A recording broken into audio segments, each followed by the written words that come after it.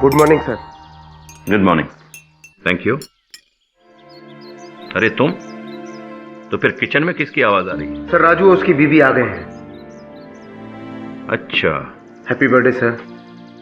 Thank you very much.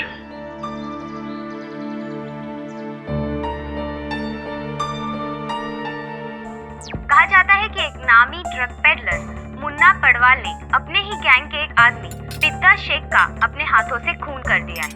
आज इस murder case का भी फैसला सुनाया जाएगा। Good morning sir. तुम लोग तो दोपहर को आने वाले थे ना? हाँ सर, सोम की तबीयत खराब हो गई और गांव में ठंड भी बहुत थी, इसलिए रात की बस में हम लोग आ गए। तो यहाँ कितने बजे पहुंचे? 1 घंटे पहले सर। एक काम करो, एक केक किचन में ले जाओ, राजू और बच्चे के साथ खा लेना। Happy birthday sir. Thank you. इस केस में जज जस्टिस गोपाल कृष्ण शर्मा ने अब तक बड़े ही कड़े फैसले दिए हैं, खास करके ड्रग माफिया के केसेस में। पिछले 3 साल में उन्होंने 2 बार फांसी की सजा सुनाई है।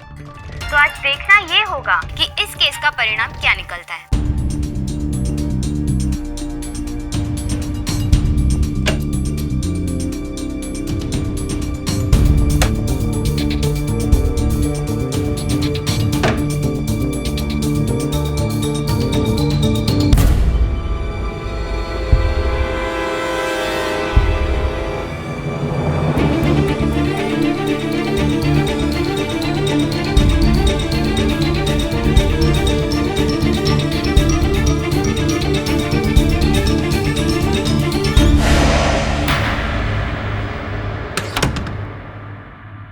कहाँ जा रहे हो? साहब, रूम की सफाई कर रहे हैं। आज मेरे बेडरूम की सफाई करने की जरूरत नहीं है, कल करना। जाओ।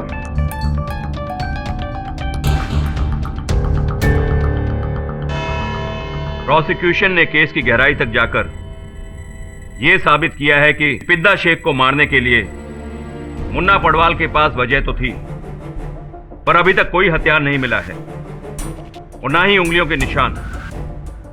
सारे के सारे सबूत सर्कमस्टेंशियल हैं, इसलिए कोई ठोस सबूत ना होने की वजह से मुन्ना पडवाल पर कत्ल का इल्जाम साबित नहीं होता है।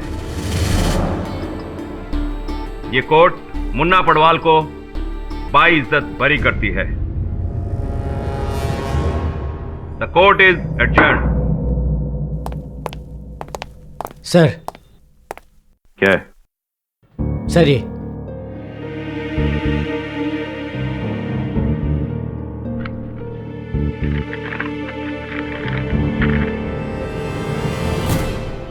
क्या मजाक है ये? सर, अभी अभी आपके घर से एक लड़की की लाश मिली है। क्या बकवास कर रहे हो तुम? लाश आपके बेडरूम में थी सर। मेरे बेडरूम में? लेकिन मैं तो अभी अभी अपने घर से यहाँ आया हूँ। सर हम भी आप ही के घर से आ रहे हैं। ये लाश 20-22 साल की लड़की की है, लेकिन इसकी अब तक पहचान नहीं हो पाई। ये इन्फॉर्मेशन हमें आपके सर्वर राजू से मिली। सर ये लाश की फोटो जो हमें आपके बेडरूम से मिली। नहीं, मैं इस लड़की को नहीं जानता। सर, हमें आपके फिंगरप्रिंट्स लेने होंगे। क्यों? आपको शक है कि यह कत्ल मैंने किया है? सर फिलहाल आपके फिंगरप्रिंट्स ही काफी है, प्लीज।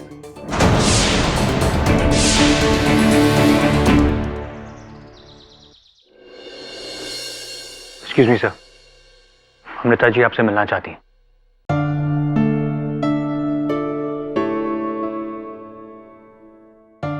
ये क्या सहायता कर सकता हूँ आपकी? मिस्टर पाठक, मैं चाहती हूँ कि जस्टिस शर्मा का केस आप लड़े। न्यायाधीश महोदय के बारे में आज अखबार में पढ़ रहा था। पुलिस ने उन्हें गिरफ्तार किया है। उनके सर पर किसी लड़की की हत्या का आरोप है। सारे साक्ष्य उनके विरुद्ध है, यहाँ तक कि चाकू पर जो उंगलियों के निशान मिले हैं वो भी मेल खा गए। नहीं, शर्मा साहब ने उस लड़की को नहीं मारा है। ये बात आप इतने विश्वास के साथ कैसे कह सकती हैं? मुझे विश्वास है कि शर्मा जी बेगुनाह है। अच्छा, चलिए उनसे मिलकर पता करते। यदि मैं तो उस लड़की को जानता तक नहीं। ये बात मेरी भी समझ में नहीं आ रही है। ये 2 साल पहले अखबार में एक आर्टिकल छपा था, उसकी जेरॉक्स कॉपी है, देखिए शायद याद आ जाए कुछ। अच्छा,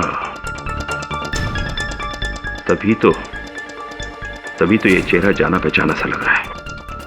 ये तो काफी पहले की बात है केडी। कुछ साल पहले मैं एक लॉ कॉलेज के फंक्शन में गया था। वहां चीफ गेस्ट बन के गए थे संभवतः। उस लड़की ने सर्वश्रेष्ठ अभिनेत्री का पुरस्कार जीता था आपके हाथों। हाँ केडी, लेकिन उस दिन के बाद मैं इस लड़की को कभी नहीं मिला।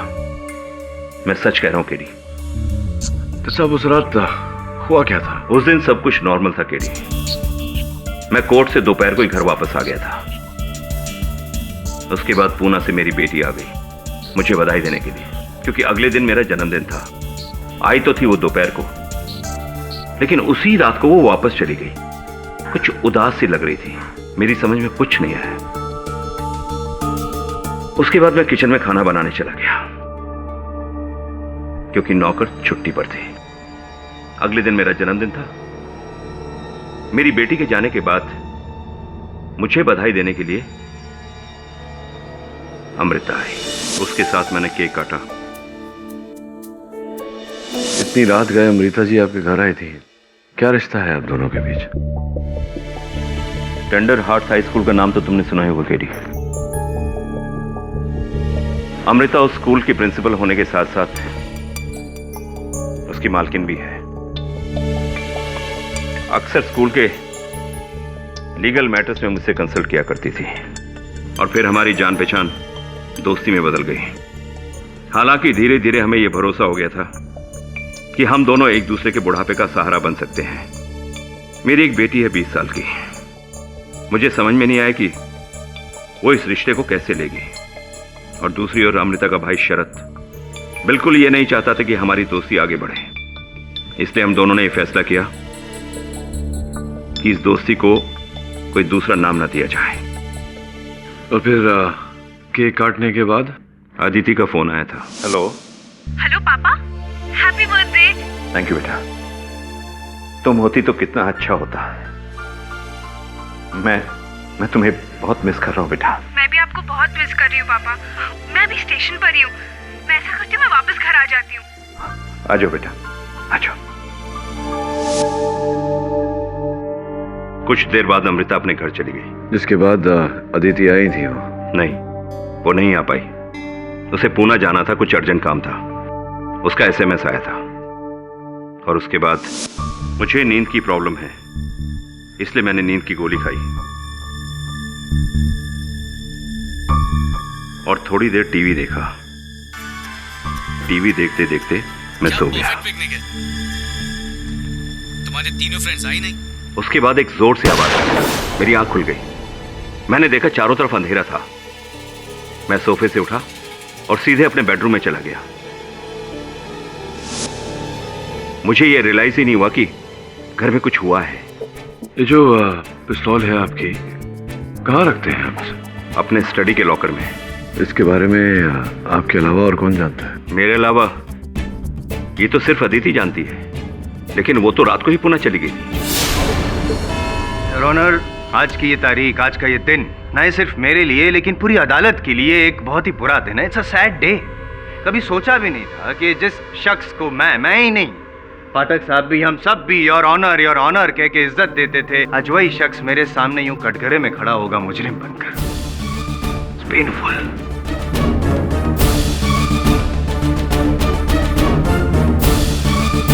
एनीवेज योर ऑनर, ये केस बहुत सीधा है। ऑनर, हुआ यूं था कि रिया जी की लाश शर्मा जी के घर से मिली। घर से नहीं, बेडरूम से मिली, खून से लथपथ। उनके माथे पर यहाँ पर गोली चलाई गई थी और सीने में चाकू घोंपा गया था। उस चाकू पर शर्मा जी के उंगलियों के निशान भी थे। और जो गोली मिली है यहाँ माथे पर से रिया जी के, वो .32 बोर पिस्टल से चलाई गई थी। और शर्मा जी के घर से एक लाइसेंस बरामद हुआ है, वो भी .32 बोर पिस्टल का ही है। लेकिन मजे की बात यह है योर ऑनर, पिस्टल गायब है। ऐसा कैसे हुआ? हो सकता है ना योर ऑनर, हो सकता है क्योंकि शर्मा जी को इतना एक्सपीरियंस था कि वो मर्डर वेपन को गायब कर दे ताकि कोई सबूत ना रहे। और मेरा एक्सपीरियंस ये कहता है कि जिस दिन वो पिस्टल मिल जाएगी योर ऑनर, शर्मा जी की उंगलियों के निशान भी मिल जाएंगे। क्यों शर्मा जी? मैं यूं ही नहीं कह रहा हूं पाठक साहब, इसलिए कह रहा हूं क्योंकि जिस रात खून हुआ उस रात शर्मा जी और रिया जी के अलावा घर में कोई था ही नहीं। जाहिर सी बात है रिया ने खुद तो अपने आप पे गोली नहीं चलाई होगी, और ये बात साबित भी कर दूंगा मैं मेरे अगले गवाह के द्वारा। जोसेफ जी, अब शर्मा जी के बंगलों के चौकीदार हैं, वॉचमैन। जी साहब, करेक्ट। तो अब जज साहब को ये बताइए कि उस दिन उस रात कौन कौन आया था शर्मा जी के बंगले पे और कौन कौन कब गया था? जी साहब, जज साहब दोपहर को आए थे, उसके बाद वापस नहीं गए।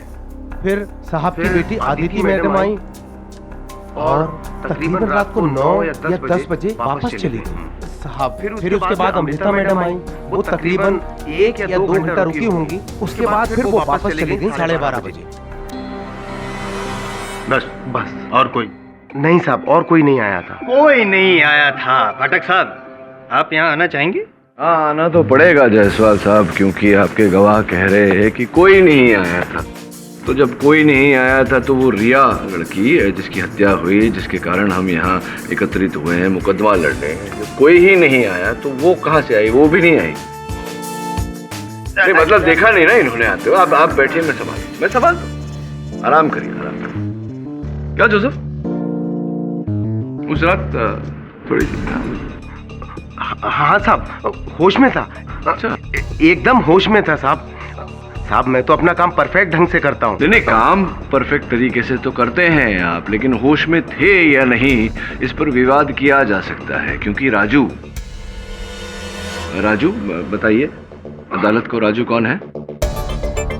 साहब घर का नौकर है। शर्मा जी का नौकर राजू जब अपनी पत्नी कमला के साथ लौटा तो उसने आपको बेहोश पाया, नशे की हालत में। धुत आपके बगल में खाली बोतल पड़ी थी, जिसका अर्थ ये हुआ कि पूरी बोतल पी गए थे आप। ऐसा उन्होंने अपने कथन में लिखा है।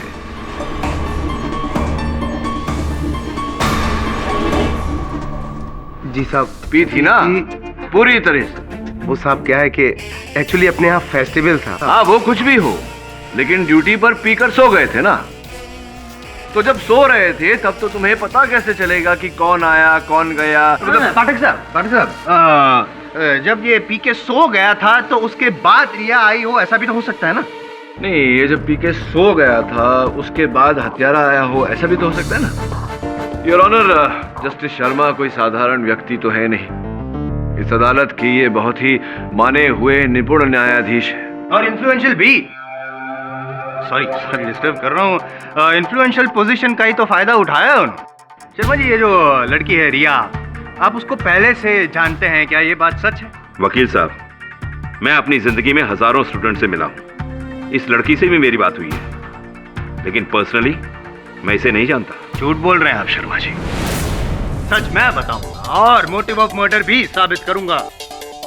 योर ऑनर, जरा सोचिए, शर्मा जी की उम्र 55 साल की है। उनकी पत्नी को मरे हुए कई साल बीत गए हैं और अचानक एक खूबसूरत 20 साल की लड़की उनके सामने आती है मदद मांगने के लिए, एक स्ट्रगलिंग एक्ट्रेस।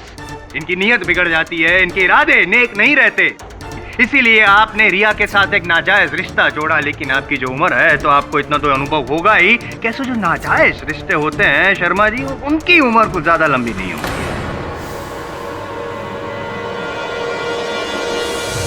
योर ऑनर, रिया ने इनको ब्लैकमेल करना शुरू कर दिया।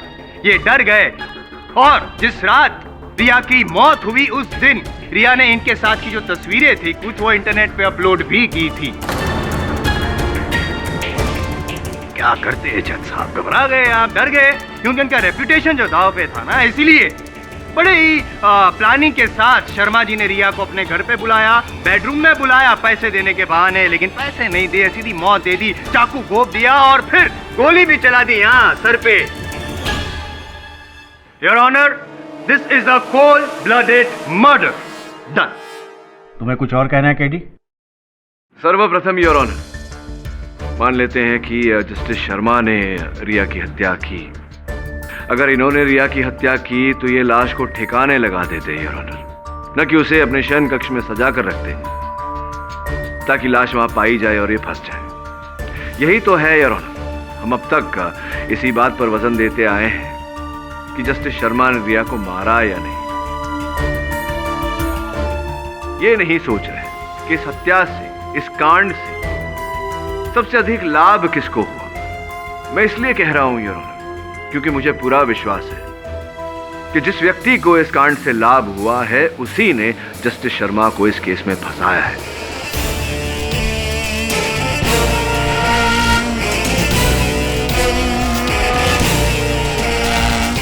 तुम कहना क्या चाहते हो पीडी? जस्टिस शर्मा एक माने हुए न्यायाधीश थे, किंतु इस आरोप के बाद आज यहां खड़े हैं आरोपी के रूप में कटघरे में। स्पष्ट है योर ऑनर कि ये किसी की चाल है। मुझे तो आपकी चाल लग रही है केस को घुमाने की। नहीं, अगर योर ऑनर जैसे कि पाठक साहब कह रहे हैं कि हत्यारा कोई और है और उसका फायदा होता जज साहब को शर्मा जी को फंसाने के बाद, तो ये साबित भी तो कीजिए कि हत्यारा कौन है कोई सबूत आपके पास? साबित तो करूंगा ही योर ऑनर, और सबूत भी है मेरे पास। बहुत जल्द कुछ ही समय में असल हत्यारे को उस कटघरे में लाकर भी खड़ा करूंगा, लेकिन उससे पहले योर ऑनर क्षमा चाहता हूं, आपका सामान्य ज्ञान बढ़ाना चाहता हूं। संभवतः जो पोस्टमार्टम रिपोर्ट है वो आपने ध्यान से पढ़ी नहीं। रिया की मृत्यु चाकू लगने से नहीं हुई जायसवाल साहब, सर में गोली लगने के कारण हुई है। .32 बोर। गोली लगने के बाद सारा जो लहू था उनके शरीर का वो बह गया था। जिस समय चाकू मारा गया उन्हें पोस्टमार्टम रिपोर्ट के अनुसार वो मृत थी। रही प्रोसिक्यूटर साहब की बात की पिस्तौल बरामद नहीं हुई, योर ऑनर मैं कहना चाहूँगा कि इतने माने हुए न्यायाधीश इतना तो जानते ही होंगे कि अगर ये अपने ही लाइसेंस्ड रिवॉल्वर से किसी की हत्या करे तो आरोप इनके सर पर ही आएगा, और जबकि इन्हीं का है लाइसेंस रिवॉल्वर तो उंगलियों के निशान भी उस रिवॉल्वर पर इन्हीं के होंगे। जो भी हो योर ऑनर, इस समय तक हत्या का औजार बरामद नहीं हुआ है तो उस पिस्तौल को लेकर कोई भी विवाद करना उचित नहीं होगा। योर ऑनर, मेरा मानना है कि जस्टिस शर्मा निर्दोष है और इसी कारण मैंने इनका केस लिया। जब मैंने इनका केस लिया मैंने पता लगाना शुरू किया कि इनके दुश्मन कौन कौन हैं जो इन पर यह आरोप डालकर इन्हें घात देना चाहते हैं। मैंने अपने सहायक वरुण से, इनकी पर्सनल डायरी से, इनके घर के एंट्री रजिस्टर से नाम की सूची बनाने को कहा। उन नामों में ऐसा कोई नाम नहीं पाया मैंने योर ऑनर जिस पर मेरा संदेह जाए। फिर मैंने इनके फोन कॉल के रिकॉर्ड्स चेक किए। मोबाइल से योर ऑनर कुछ नहीं मिला, किंतु इनके लैंडलाइन फोन से एक बहुत ही दिलचस्प बात सामने आई है। कत्ल की रात 2 बजे इनके लैंडलाइन से एक फोन किया गया था, जबकि 12:30 बजे आप सो गए थे। जी हाँ। हाँ, 12:30 बजे सो गए थे, तो फिर 2 बजे लैंडलाइन से कॉल किया गया था। कौन था वो? आप ही ने तो कहा था कि बंगले के अंदर 2 व्यक्ति थे। जस्टिस शर्मा अगर सो रहे थे तो संभवतः रिया जाग रही। Riya, how interesting. Riya, alright. तो रिया ने क्यों लैंडलाइन यूज किया होगा? मोबाइल यूज कर सकती थी वो। आप क्या आजकल अपना होमवर्क ठीक से कर नहीं रहे हैं? ध्यान दीजिए अपने काम पर। फर्स्ट इंफॉर्मेशन रिपोर्ट में स्पष्ट रूप से लिखा गया है कि रिया के शरीर से, उनके मृत शरीर से और शरीर के आसपास से कोई मोबाइल फोन बरामद नहीं हुआ। तो जब किसी के पास मोबाइल फोन नहीं होता तो लैंडलाइन का उपयोग करता है। योर ऑनर, फोन किसने किया से महत्वपूर्ण बात यह है कि फोन किसको किया गया। सूची से पता चला है योर ऑनर कि वो फोन पप्पू पडवाल नामक व्यक्ति को किया गया। ये व्यक्ति वही है जिसके भाई के विरुद्ध हत्या का आरोप कुछ ही दिन पहले, और इस केस के जज जस्टिस शर्मा थे। दिलचस्प बात यह है कि जिस रात रिया की हत्या हुई उसके अगले ही दिन उस केस में फैसला सुनाया जाने वाला। योर ऑनर, मैं पप्पू पडवाल जी को कटघरे में बुलाने की अनुमति। आप उनका कोई लेना देना नहीं है वो लड़की के साथ, आप उनको काय को खड़ा किएला इधर में? नहीं, खड़ा किएला है क्योंकि ये जानने का प्रयास कर रहे हैं कि आप रिया को जानते थे या नहीं। रिया? आप उनको रिया विया नाम की लड़की को नहीं जानता है? अपुन रिया नाम की किसी लड़की को आज तक कभी मिला ही नहीं। तो मिला ही नहीं तो उन्होंने रात को 2 बजे आपको फोन क्यों किया? अपुन को तो कोई कॉल नहीं आया। कोई रॉन्ग नंबर होएगा साहब। मतलब रॉन्ग नंबर लगा और आप 11 मिनट तक बात करते रहे रॉन्ग नंबर पे?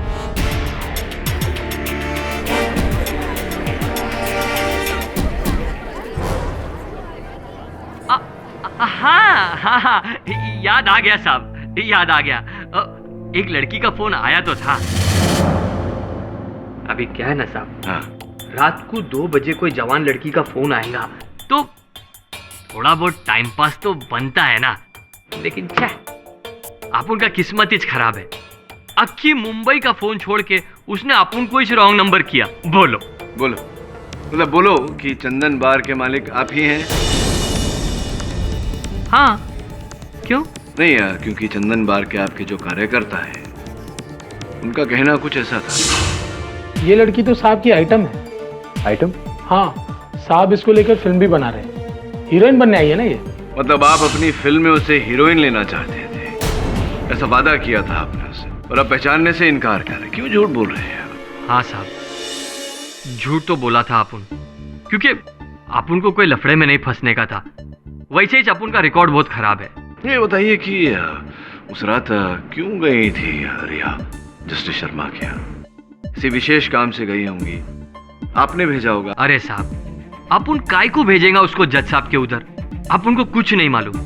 वो लड़की जिंदा होती ना तो वो खुद ही बोलती कि अपन इनोसेंट है। जिंदा होती तो हम सब यहाँ होते ही नहीं। चलिए बताइए, सच क्या है, बताइए। साहब, अपन सच बोलता है।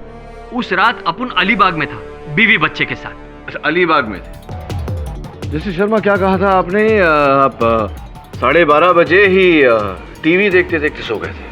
जी हाँ। इसका मतलब जब आप जागे तो अंधेरा था कमरे में। कहने का अर्थ यह है कि टीवी बंद था। जी हाँ। लेकिन आपने तो कहा था कि आप टीवी देखते देखते सोए थे। उस समय टीवी ऑन था। मुझे तो अच्छी तरह याद है कि मैंने टीवी को ऑफ नहीं किया था। अगर आपने टीवी बंद नहीं किया था तो आपके अतिरिक्त तो उस घर में केवल रिया थी, जिनकी हत्या रात को 2:30 बजे हो चुकी थी। अगर रिया ने लाइट्स बंद नहीं की तो किसी तीसरे ने की।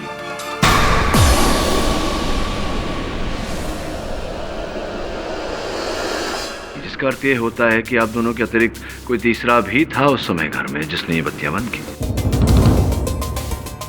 योर ऑनर, ये जो घर की बत्तियां बंद करना, घर का सामान ठीक से लगाना, ये एक आदत वाली बात होती है जो केवल घर की महिला करती है या घर का नौकर।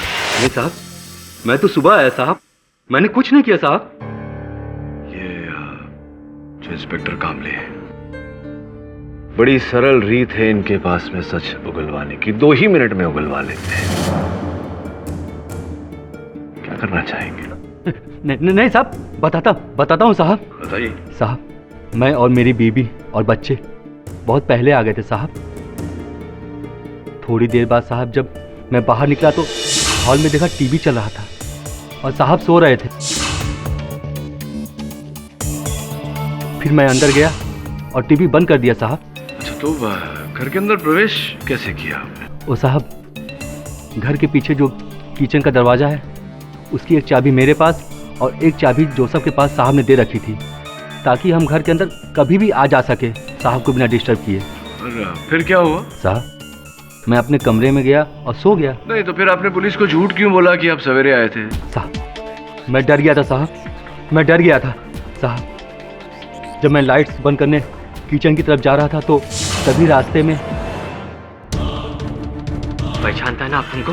देख, ये बड़े लोग के बीच की बात है, बीच में आएगा ना तो अपन भूलता नहीं है किसी को, समझा? मुझे लगा जज साहब और पप्पू पडवाल में कुछ लेना देना है, और जब उस लड़की की लाश मिली तो मैं डर गया साहब। मैं इस मामले में नहीं पढ़ना चाहता था साहब, इसीलिए मैंने झूठ बोला। तो पूरी तरह से फंस गए हैं आप पप्पू जी। क्या कर रहे थे आप शर्मा जी के घर उस रात? देखो साहब, अपन को कोई लफड़े में नहीं फंसने का था। अपन तो खाली शर्मा साहब का स्कैंडल बनाने को मांगता था, बस।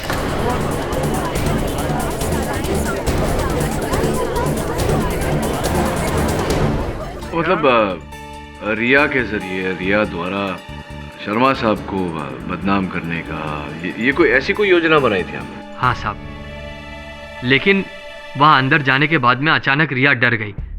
इसके वास्ते अपन को जबरदस्ती अंदर जाना पड़ा। आपके कहने पर वो वहां गई थी सब करने? क्या करने के समझ नहीं रहा, समझाइए ना। शर्मा साहब अपन के भाई के केस में जज था। अपुन का वकील बोला कि ये अपने भाई को फांसी की सजा देगा। बोला इसकी हिस्ट्री ऐसी है। आपने ऐसा सोचा कि क्यों ना रिया का उपयोग किया जाए, इनके शर्मा साहब के विरुद्ध साया जाए, ऐसा? हाँ साहब, अपुन ने प्लान बनाया कि शर्मा साहब को बदनाम करके केस से आउट कर देगा।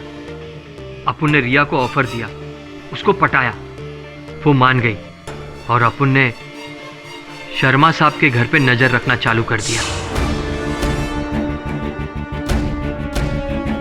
अपुन ने देखा कि वॉचमैन के पास पीछू के दरवाजे की चाबी है और मौका मिलते ही अपुन ने वो चाबी का कॉपी बना दिया। अपुन ने वो चाबी का 2 डुप्लीकेट बनाया, एक रिया के लिए और एक सेफ्टी में। अपुन के भाई के केस के फैसले में एक ही दिन बाकी था। अपुन की आइडिया से रिया ने उसके और शर्मा जी के कॉलेज के कुछ फोटो इंटरनेट पे डाल दिए। फिर अपुन ने रात को रिया को शर्मा जी के घर में भेजा।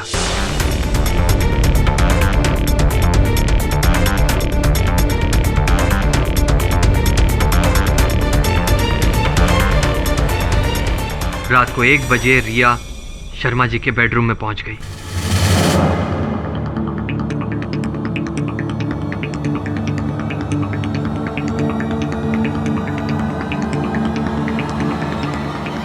मैं ये काम नहीं कर सकती पप्पू। अरे एड़ी हो गई लिए क्या? अभी उसको नहीं फंसाया तो मेरा भाई लटक जाएगा। चुपचाप मैं जैसा बोल रहा हूं वैसा कर। तेरे को मेरी पिक्चर में हीरोइन बनने का है ना? भाड़ में गई तेरी फिल्म, मेरे को जेल नहीं जाना है, समझ गया? अपुन ने उसको बहुत समझाया साहब, लेकिन उसकी तो सुई अटक गई थी। इसीलिए अपुन ने भी चानस लिया और घुस गया शर्मा साहब के घर के अंदर। शर्मा साहब के घर के अंदर आप घुसे, आपने रिया को मनाने का प्रयास किया, लेकिन रिया नहीं मानी और आपने उसकी हत्या कर दी। अरे अरे ये क्या बोल रहे हैं आप साहब? सिर्फ इसलिए कि अपुन का क्रिमिनल रिकॉर्ड है आपने मान लिया कि अपुन ने मर्डर किए लाए। जब अपुन अंदर पहुंचा तो अपुन ने देखा कि वो पहले ही मर चुकी थी और आपने बोला कि वो 2:30 बजे मरी है। 2:30 बजे रास्ते पर मामू ने अपुन का चालान काटा है, अपुन के पास रसीद भी है। चिंता मत करो, मैं जानता हूं कि हत्या आपने नहीं की। जो भी है, आपने इतना तो कबूल किया कि रिया को आप ही ने भेजा था। भेजा काम नहीं कर रहे हैं मेरा। सीरियसली योर ऑनर, समझ नहीं आ रहा है पाठक साहब। आप सब्र कीजिए, बताता हूँ, धीरे धीरे खोलता हूँ कहानी। योर ऑनर, मैं जस्टिस शर्मा की सुपुत्री अदिति को कटघरे में बुलाने की अनुमति चाहूँ। अदिति उस रात अचानक क्यों चली गई? क्या वाकई कॉलेज का कोई काम आ गया था या आपको आपके पिताश्री और अमृता जी के बीच जो संबंध है उसका ज्ञान हो गया? किसी ने बताया आपको इन दोनों के बारे में? संभवतः वो, क्या नाम है राजू की पत्नी का, कमला ने बताया होगा। नहीं, राजू, उसी ने फोन करके मुझे बताया कि साहब को इश्क हो गया। और उसी रात मैंने पापा को अमृता से फोन पे बात करते सुना। अमृता, अदिति यहाँ घर पे आई हुई है। मुझे बहुत गुस्सा आया। मैंने तभी डिसाइड कर लिया कि मैं 1 सेकंड और घर पे नहीं रुकूंगी और सीधा स्टेशन चली गई वापस पूना निकलने के लिए। और वहाँ पे वेट करते करते मैंने पापा को फोन किया रात के 12 बजे। हेलो पापा, हैप्पी बर्थडे। से बात करने के बाद मुझसे रहा नहीं गया तो मैंने उनसे कहा कि मैं वापस घर आ रही हूँ। पर फिर सेलफोन है, सेलफोन कंपनी के अनुसार सेलफोन का एक लोकेशन ट्रैकिंग डिवाइस होता है, तो उस समय आपका सेलफोन आपके पापा के घर पर ही लोकेटेड था रात के 2:30 बजे। तो आप आई, बुरा लगा आपको, आप पापा को विश करने आई और बिना विश करे चली गई। हाँ, मैं जब पापा से मिलने वापस गई थी तब मैंने वहाँ पे अमृता को देखा घर से निकलते हुए, और अमृता को वहाँ देखकर मुझे बहुत गुस्सा आया। इसलिए मैंने उसी टैक्सी वाले को कॉल किया और उसमें वापस पूना चली गई।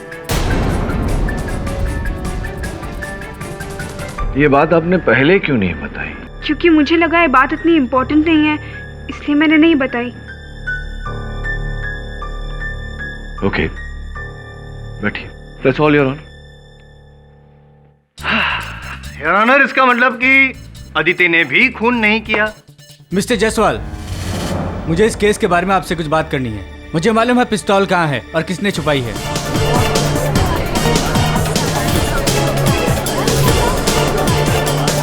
Order order, silence in the court. आपको जो कुछ भी कहना है यहाँ कटघरे में आकर कहिए। जी, मैं अमृता का भाई शरद हूँ। अभी आपने वहाँ पे कहा कि आपको पता है कि पिस्तौल किसने छुपाई, बताइए। उस दिन जब अमृता घर वापस आई तब वो काफी परेशान थी। तब मैंने सोचा कि अब इसे समझाने से कोई फायदा नहीं है, और बाद में मैं सीधे शर्मा के घर पहुंचा उसकी खबर लेने। और जब मैं वहां पहुंचा तब मुझे गनशॉट की आवाज सुनाई दी और मैं वहीं रुक गया।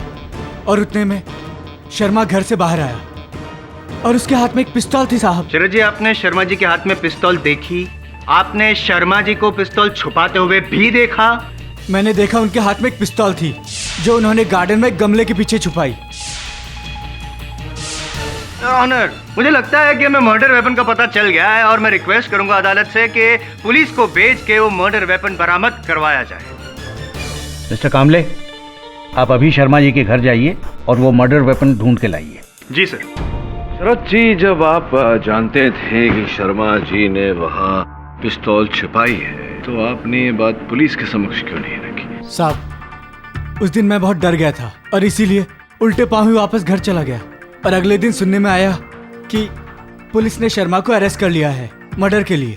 तब मुझे लगा कि अब इंसाफ होगा, पर अदालत में बैठे बैठे मुझे कोई चीज खाई जा रही थी और ऐसा लग रहा था इन सब बातों में कहीं कातिल निकल ना जाए। इसलिए मैंने तुरंत यहाँ के सब कुछ बोल दिया। सर, झूठ! केडी ये झूठ बोल रहा है। ये पहले से ही मुझसे नफरत करता है। इसे डर है कहीं अमृता और मेरी शादी हो गई तो अमृता की पूरी प्रॉपर्टी और अमृता का स्कूल इसके हाथ से निकल जाएगा।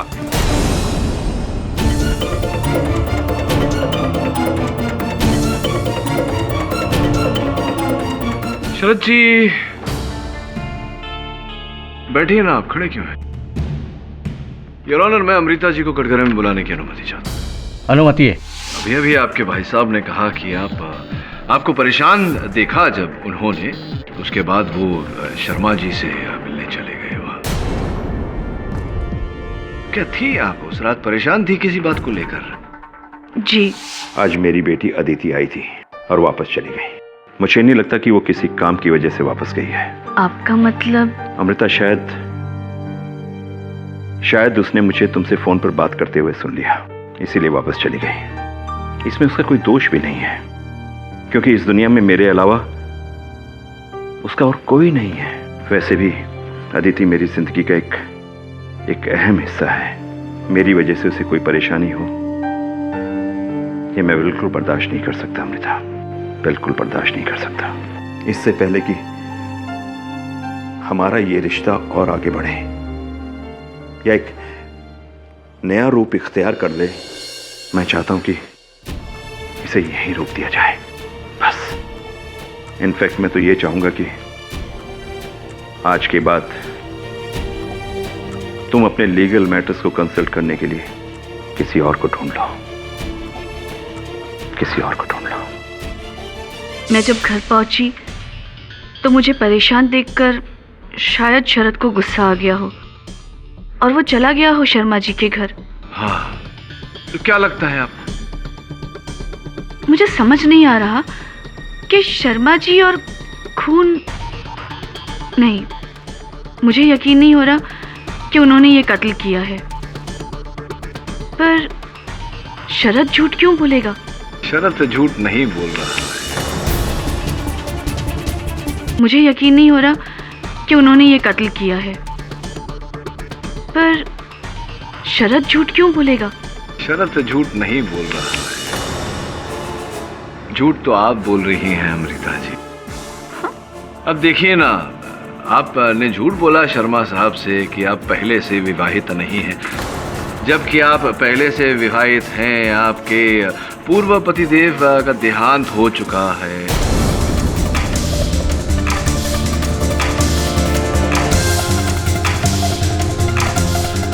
अमीर थे वो उन्हीं के रुपयों से आपने ये स्कूल अपना जो है वो शुरू किया। स्कूल की जहाँ बात आई तो जिस बैंक में आपके स्कूल का खाता है उनके साथ मैंने बातचीत की, सूची निकलवाई तो पता चला 9,55,00,000 रुपए का कर्जा है आपके स्कूल पर।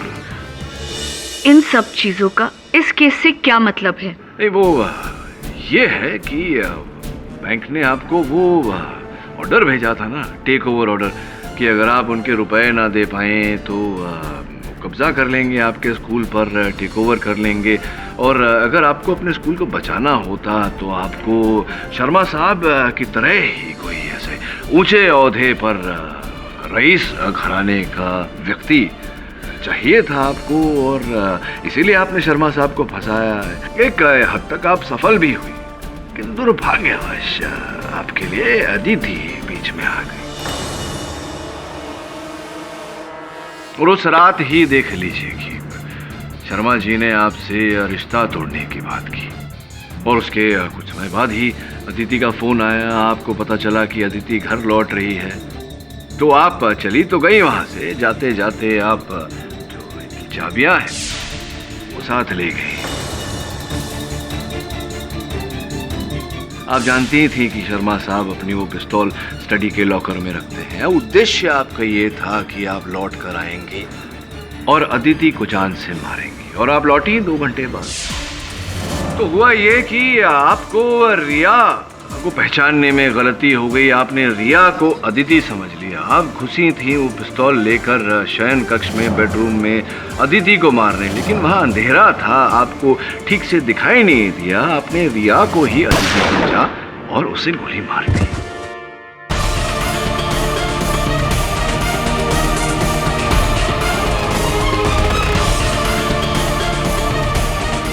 जिसके पश्चात अब वहां से ओझल हो गई। इस बात का क्या सबूत है आपके पास?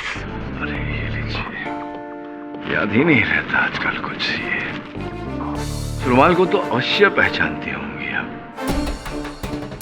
हाँ, ये मेरा ही रुमाल है। हाँ, जानता हूँ आप ही का रुमाल है। ये जो रुमाल है वो दूसरे दिन सवेरे शर्मा साहब को अपने शयन कक्ष में, अपने बेडरूम में मिला। ये बात बताइए, आप तो गई नहीं थी बेडरूम की ओर, तो आपका रुमाल वहां कैसे पहुंच गया? मुझे कैसे पता होगा? नहीं, आपका रुमाल है, आपको पता होना चाहिए। आप ही बताइए, कहानियां तो आप बना रहे हैं। मैं कहानी बना नहीं रहा, कहानी बता रहा।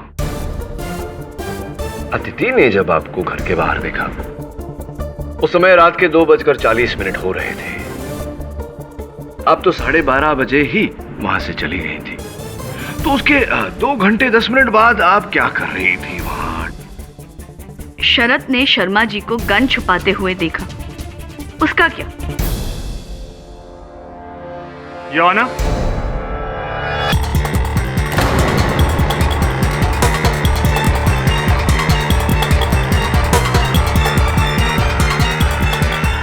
हमें जो जगह बताई गई थी वहां पर हमें पिस्तौल नहीं मिली। अरे कैसी बात कर रहे हैं आप? आपने ठीक से ढूंढा नहीं होगा। वो पिस्तौल वहीं होनी चाहिए जहां मैंने बताई थी। हाँ, पर वहां पर नहीं मिली। योर ऑनर, इसका अर्थ ये होता है कि शरद जी झूठ बोल रहे थे। शर्मा जी ने वहां पिस्तौल नहीं छुपाई। शर्मा जी निर्दोष। अरे साहब, ये सच नहीं है। इंस्पेक्टर साहब, आपने ठीक से ढूंढा नहीं होगा। आपने उस गमले के पीछे देखा?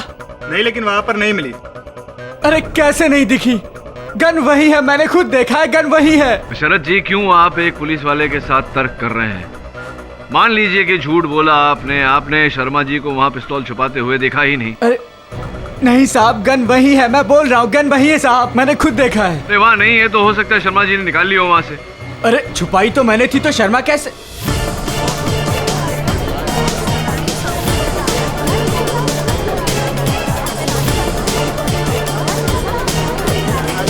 Order, order. अच्छा, आप ही ने छिपाई थी पिस्तौल वहां, यानी कि खून भी आप ही ने किया है? मैंने कोई खून नहीं किया साहब, मैं तो सिर्फ वो गन छुपाने गया था। कत्ल तो अमृता ने किया है। शरद, मुंह बंद रख अपना इडियट। नहीं, अब मुंह बंद रख के क्या फायदा? बिल्ली बोरी से बाहर आ चुकी है। I mean, the cat is out of the bag. चलिए ना, बताइए ना प्लीज, क्या क्या हुआ था? हाँ, मैंने ही रिया को अदिति समझकर मारा।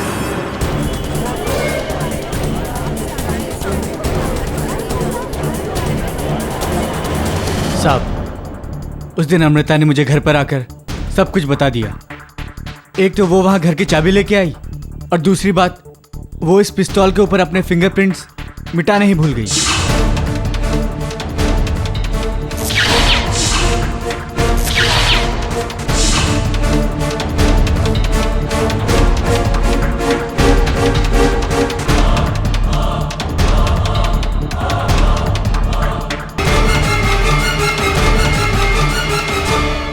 फिर जब अदिति ने अपने कथन में कहा कि उन्होंने रात के 2:40 पर अमृता जी को घर के बाहर देखा, तो आप भयभीत हो गए। आपको लगा कि आपकी बहन पकड़ी जाएगी और अपनी बहन को बचाने के लिए आपने ये झूठा कथन दिया अदालत में कि शर्मा जी ने वो पिस्तौल वहां छिपाई।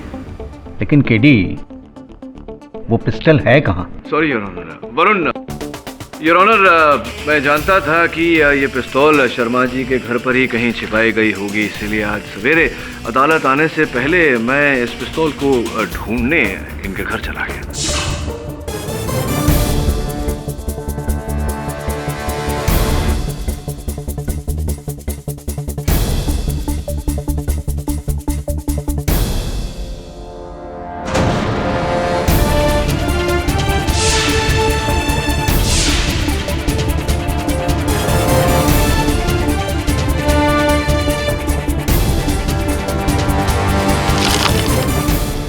क्षमा चाहता हूँ योर ऑनर कि पिस्तौल के मिल जाने के बाद भी मैंने इसे छिपाए रखा। पहले से ही मुझे संदेह था अमृता जी और शरद जी पर। मैं जानता था कि शरद जी केवल ढोंग कर रहे हैं दोनों के रिश्ते को नापसंद करने की। योर ऑनर, मैंने ये बात केवल इसलिए छिपाई ताकि अदालत में ये कबूल करें कि हत्या इन्होंने की। अमृता और शरद ने चूंकि अपना जुर्म कबूल किया है, इससे मिस्टर शर्मा की बेगुनाही साबित होती है। इसलिए यह अदालत मिस्टर शर्मा को बाइज्जत बरी करती है और शरद और अमृता को फौरन हिरासत में लेने का हुक्म देती है। साथ ही पप्पू को भी हिरासत में लेने का हुक्म देती है। The court is adjourned. KD. हाँ जी सर। केस हारा हूँ, हिम्मत नहीं आ रहा हूँ। प्रणाम सर, प्रणाम। KD, thank you very much, I am obliged. कैसी बातें कर रहे हैं जस्टिस, मैं तो केवल अपना काम कर रहा हूँ। और भी दिलचस्प कहानी देखने के लिए हमारे चैनल को सब्सक्राइब करें और बेल आइकॉन दबाना न भूलें।